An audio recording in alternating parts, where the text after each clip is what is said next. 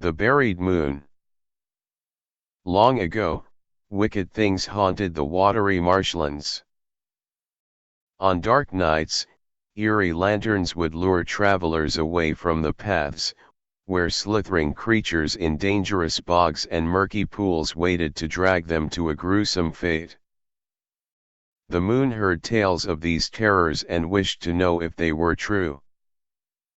So, she wrapped herself in a black cloak, pulled the hood over her head, and stepped down to the marshland. Cautiously, the moon crept through the marsh. At the edge of a slimy pool her foot slipped.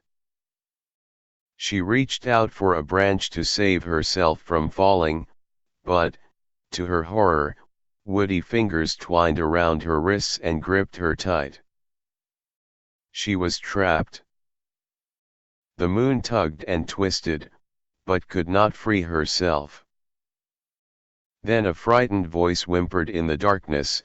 A man had strayed from the path and was squelching through the bog, heading for a lantern light he hoped was a sign of safety. Only the moon heard the slobbering creatures waiting to grab him. At once, she shook the hood from her shining hair, casting bright moonbeams across the marsh, and the crawling terrors shrieked and squirmed back into the bog. The man cried with joy at seeing the path once more. He hurried back to safety with little more than a glance over his shoulder at the light that had saved him.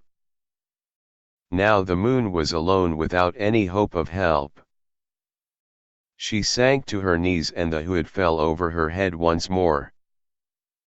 But she had given herself away. As soon as it was dark again, the wicked creatures emerged from the bog and clamored around her, screeching and plucking at her with bony fingers. They hated the moon's light. After a squabble, they decided to bury her deep in the pool at the foot of the tree and roll a huge stone on top of her. Intending to return to gloat, they left a ghostly lantern to mark the place. Days passed and the moon did not appear in the sky.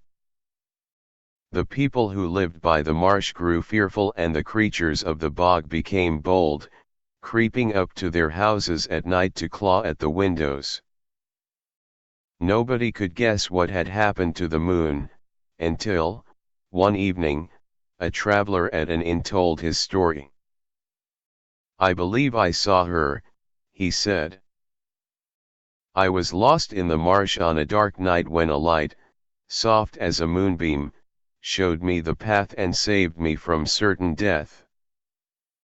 When the men of the marshland heard this, they hurried to the wise woman of the village to ask her advice.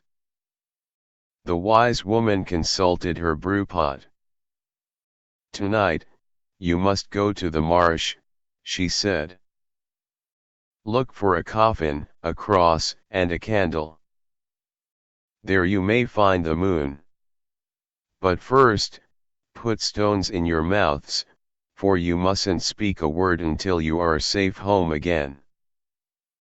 The men waited for dusk and then did as she said.